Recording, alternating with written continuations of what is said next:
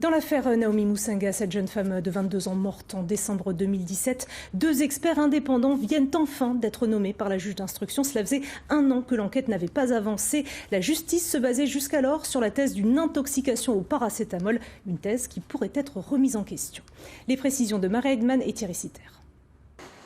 1 an et demi après la mort de Naomi, sa famille se demande encore ce qui est arrivé à la jeune femme de 22 ans.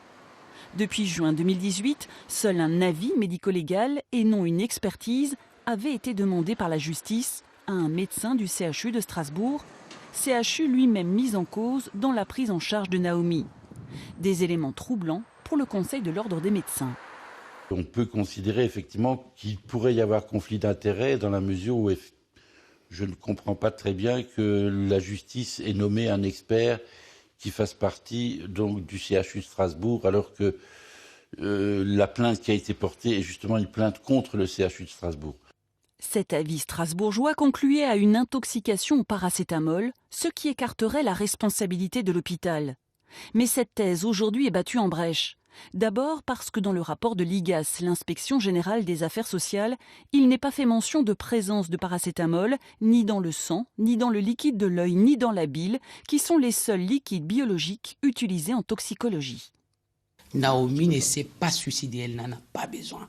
Ni ces analyses médicaux ne peuvent pas le prouver. Dans l'avis médico-légal, il est aussi écrit que l'état de Naomi à l'arrivée des secours n'était pas préoccupant.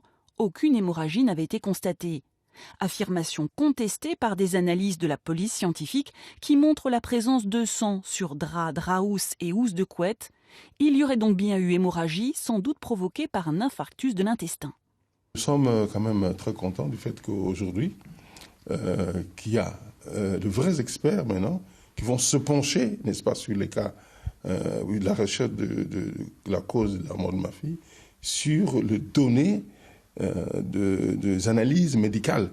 Ces 2 experts indépendants qui viennent d'être nommés par la juge d'instruction exercent hors d'Alsace. Ils ont 6 mois pour rendre leur rapport.